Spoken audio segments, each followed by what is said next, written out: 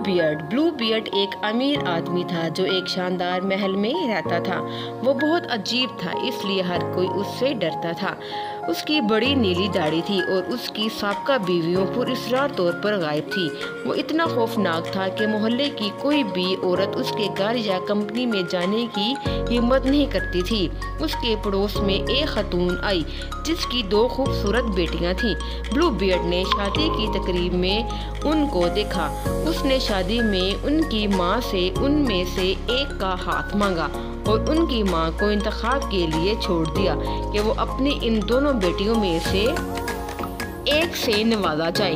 दोनों लड़कियों ने नीली दाढ़ी वाले से शादी करने की पेशकश पर एतराज़ किया। एतराज़ात की सबसे बड़ी वजह ये थी कि वो पहले से बहुत सी शादियां कर चुका था और कोई नहीं जानता था कि उनका क्या हुआ।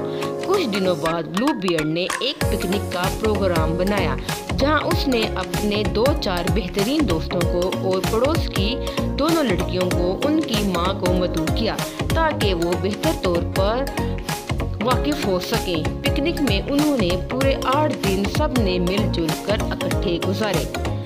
दिन भर वो शिकार और माहीगीरी करते और रात में खाने के बाद रक्स का इंतजाम होता।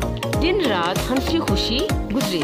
दिन गुजरते गए। इसी तरह छोटी बेटी जिसका नाम सारा था उसने नीली दाढ़ी के बारे में सोचना शुरू कर दिया कि नीली दाढ़ी वाले की इतनी खौफनाक नीली दाढ़ी भी नहीं है और ये कि वो अच्छा इंसान है।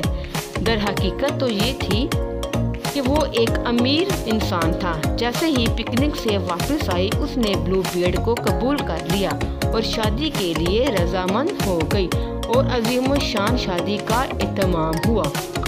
शादी होने के दूर दराज एक माह बाद के मुल्क अपने कारोबार के लिए जाना है, उसने अपनी बीवी से कहा और अपनी गैर मौजूदगी में वो तफरीह करे। घर वालों, बहन भाई, माँ और दोस्तों को मदऊ करने की तजवीज़ भी पेश की, जहाँ उसने कहा कि 2 चाबियाँ हैं बड़े स्टोर रूम्स की, जहाँ इन मजबूत खानों में मेरा सोना और चांदी रखा गया है। ये चाबी मेरे जेवरात पर मुश्तमिल बॉक्स की है और ये एक छोटी मास्टर चाबी है जो तमाम अपार्टमेंट्स में जाने के लिए है। लेकिन ये छोटी चाबी अलमारी के दरवाजे ग्राउंड फ्लोर पर लंबी गैलरी के आखिर में आप सब कुछ खोल सकती हैं, हर जगह जा सकती हैं, लेकिन मैं तुम्हें इस छोटे से कमरे में दाखिल होने से मना करता हूँ। अगर मेरी बात की नाफरमानी की तो सख्त खौफनाक सजाओं की तवक्का रखें। उसने इन हदायत पर इंतहाई वफादारी से अमल करने का वादा किया। सारा ने ब्लू बियर्ड को गले लगाने के बाद खुदा हाफिज कहा। ब्लू बियर्ड अपने घोड़े पर अपने कोच के साथ अपने सफर पर रवाना हो गया। सारा ने अपनी दोस्तों को अपने घर मदऊ किया। वो तमाम दोस्तें सारा को देखने के लिए बेहद बेचैन थी। दौलत और अजमत जो इसने अपनी शादी से हासिल की थी, सारा की दोस्तों ने शादी में शिरकत नहीं की थी क्योंकि नीली दाढ़ी ने इन्हें खौफजदा कर दिया था। वो सब अभी नहीं पहुंचे थे। वो खुशी में एक कमरे से दूसरे कमरे ग्राउंड फ्लोर में खुशी से झूमने लगी, ये कहते हुए कि इससे ज्यादा अमीर और खूबसूरत कोई ही नहीं हो सकता। ऐसे आईने थे जिनमें वो अपने आप को सर से पैर तक देख सकती थी। कुछ फ्रेमों में चांदी वाले आईने थे जो सबसे उम्दा लग रहे थे। सारा को तजस्सुस था इस पुरअसरार अलमारी का। वो सीढ़ियों से नीचे उतरी और उसने उस कमरे का रुख किया। वो इतनी जल्दी में थी, जब वो अलमारी के दरवाजे पर पहुंची तो वो उसके बारे में सोचने लगी जो उसके खामद ने उसको दिया था। उसकी नाफरमानी के नतीजे में क्या नुकसान हो सकता है, लेकिन वो ये जानने के लिए पुरअज़म थी कि अंदर क्या है। उसने अंदर जाने का फैसला किया। कांपते हुए हाथों से उसने चाबी से लॉक खोला। दरवाजा खुल गया। विंडो शटल बंद होने की वजह से पहले तो उसे कुछ नजर नहीं आ रहा था, लेकिन थोड़ी देर में उसने देखा फर्श खुश खून से ढका हुआ था, जिस पर मुर्दा खवातीन की लाशें बिछाई गई थीं। वो सारी ब्लू बियर्ड की बीवियां थीं, जिन्हें शादी के बाद ब्लू बियर्ड ने कत्ल कर दिया था। खौफ की वजह से उसके हाथ से चाबी फर्श पर गिर गई और वो बेहोश हो गई।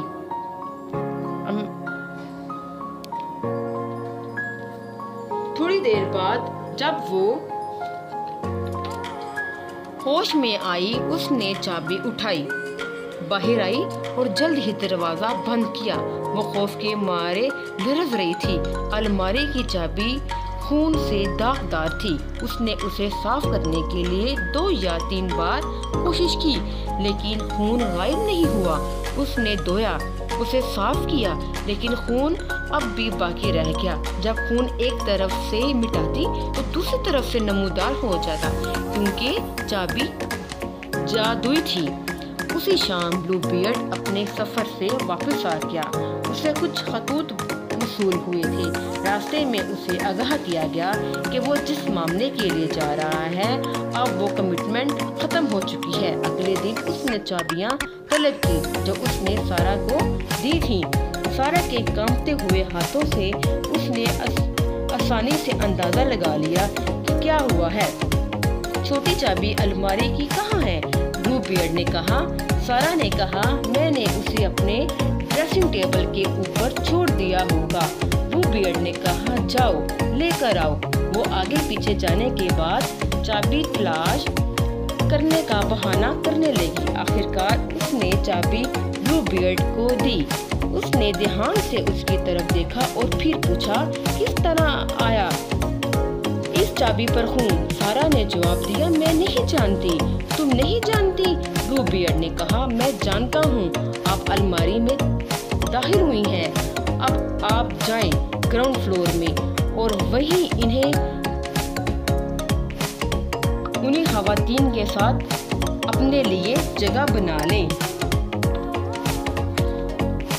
इस पर सारा ब्लू बियर्ड के कदमों में गिर गई और रोते हुए माफी की भीख मांगने लगी। अपनी नाफरमानी की और गमगीन थी, लेकिन नीली दाढ़ी का बहुत सख्त दिल था। इसने कहा, आपको मरना चाहिए मैडम, और एक ही बार में मरना चाहिए।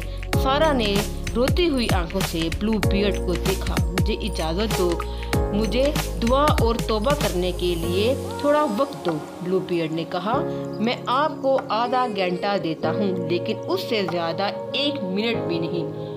सारा ऊपर गई और अपनी बहन लीना को बुलाया। मैं तुमसे टावर के ऊपरी जगह पर जाने के लिए इल्तिजा करती हूँ। मेरे भाई अभी तक नहीं आए, देखो, क्योंकि उन्होंने आज मुझसे मिलने का वादा किया था। अगर आप इन्हें देखें तो मुझे इशारा करना, जल्दी करो। उसकी बहन ने वैसा ही किया जैसे उसने सारा से कहा था, और सारा वक्तन फवक्तन रो रही थी। लीना, क्या आप किसी को आते हुए देखती हो? लीना ने जवाब दिया, सूरज और घास के अलावा कुछ नहीं है।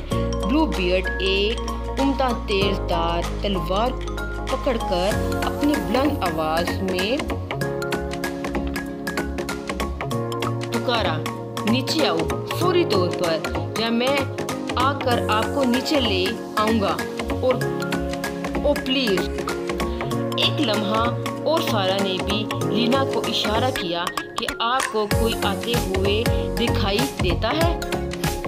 लीना ने जवाब दिया, घास और सूरज के अलावा कुछ भी नहीं। ब्लू बियर्ड चीखा, फौरन नीचे आओ वरना मैं खुद ऊपर आ जाऊंगा। मैं आ रही हूँ, सारा ने जवाब दिया।